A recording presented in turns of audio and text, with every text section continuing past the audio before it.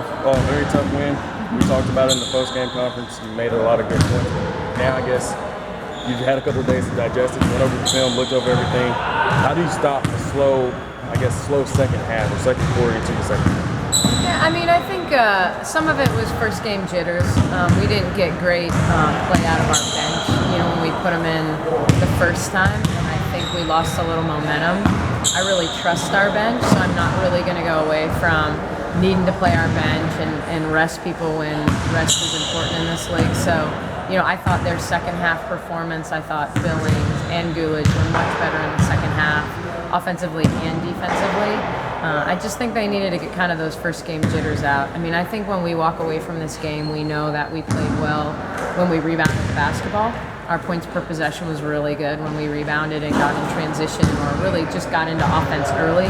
Our problems stem from when the other team scored. We've got to grab the ball out of the net faster. We've got to move and get into actions faster. And so, we kind of look back and we can analyze both the numbers and, kind of the way that the film looked. How do you game plan not just one game, but two games on literally within 24 hours? Yeah, you don't. I mean, that's it. I have, Darius has the Seattle scout. Mike has the Washington scout. The good thing about Washington is we played them in an exhibition. We played them 5 games to finish the last season. So even though they're a little bit different, they run a lot of the same things. You have to go one game at a time in this league. You can't. Our team's too smart in college. Sometimes you could do drills for 2 teams. These guys know. They know who we're playing. So, we game plan for Seattle, and we try to beat Seattle tomorrow night. And then when that game's over, I'm already in game planning mode, and we get on a plane Saturday morning, have 45 minutes of film to walk our team back through what we think we need to do to beat them, and then you just lace the shoes up and play. Back-to-backs are tough in this league, but a lot of times you're not going to basically work this week towards 2 people. The nice thing is some of the things that the teams do are similar. So even though we're talking about Seattle, we may be working on things offensively that are also important for us to work against with Washington. I appreciate that, Nick. Yeah. Discuss the depth of the team. Jessica and Renee, especially Renee, kept you in the game first half. Jessica through the second half. Everyone looks at the team with Angel and Tiffany, obviously all-stars. Talk about those players and showing the depth of the team and how you can win with everyone contributing. Well, I think this team last year realized that the sum of our parts were better than any one player. As much as anything, we probably do play through Tiffany. We try to get Tiffany touches. We get her in actions because she draws a lot of defense. But this team is good because of our depth, because of all the pieces that we have. Our best game of the year last year at Washington, we had 4 players with 20 points and 5 assists in the same game. And so that's how we want to play. I think you're harder to guard when you don't know who's going to step up and score. I think, I expect Tiffany to have a big game tomorrow. I know she locks in and takes it really serious when she guards Jewel Lloyd. Renee makes shots, and Renee's a positive leader. I thought really early she made big shots, and her plus-minus in the game was great. And I still think Sykes is going to have a breakout game. I just think Brittany Sykes is waiting to have that breakout game. So, as we start to get all the pieces together, Elizabeth was, almost 10 days late to camp, and so getting her to where her spots are, and so I think our balance is our strength. Doesn't mean we're not always going to play through a little bit Tiffany. She's just so fast and hard to guard in open space.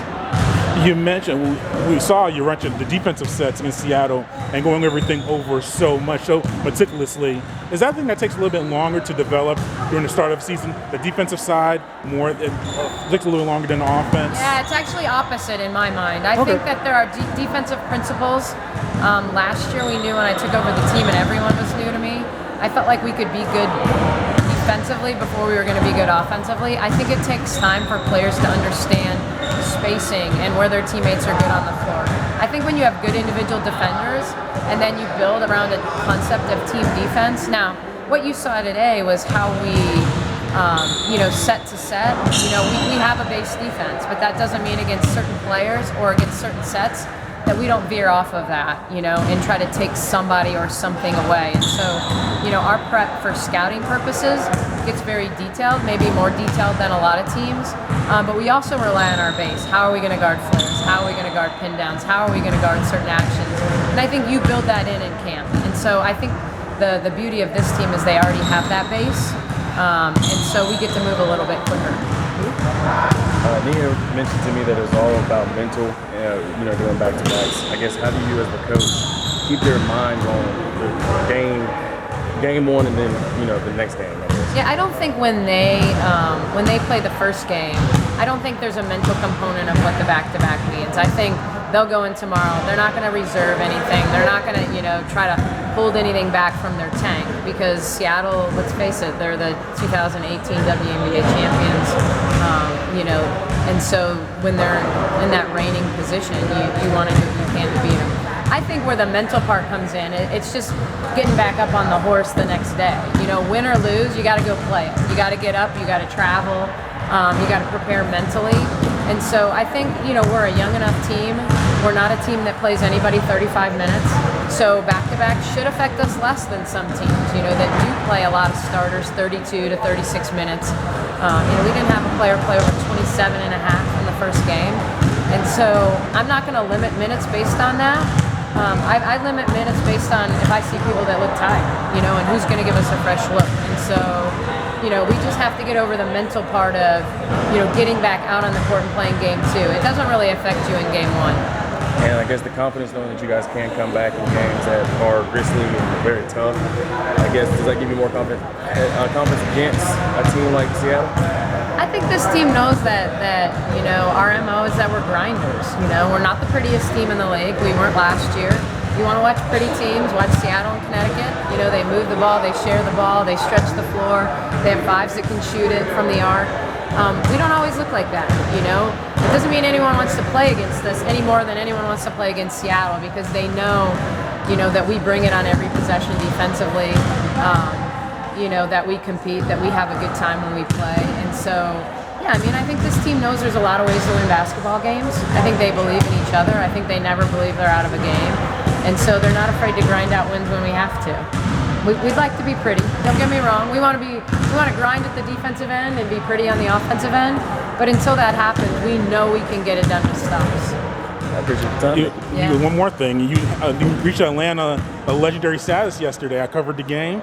Atlanta United, you got to hammer the golden spike. Yes. What was that experience like for you? And what does that show the camaraderie between the Atlanta teams? I see Hawks at your games. I see a lot of your players at different contests. So the experience of doing the golden spike, and then just the camaraderie of Atlanta sports. Yeah, that's something I've wanted to do since I've come to Atlanta.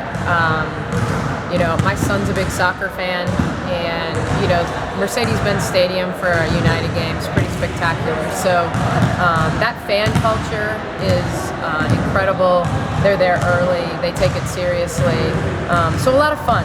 For sure, a lot of fun and a good experience for our entire team to be there and be up on stage and be on the big screen and all those things. So, and then the camaraderie. I was able to meet Lloyd Pierce. We were hired, kind of the same year, same off season, so to speak, and so. He's been a big supporter of mine and vice versa. I love what he did with the Hawks this year. And so I think it's just a matter of we're a pro sports community and getting behind each other, and we're going to have crossover in fans and hopefully even more crossover. We could use some of those crazies at our game, because they're serious about the United. So it's just fun to be a part of this sports community here in Atlanta. I appreciate it.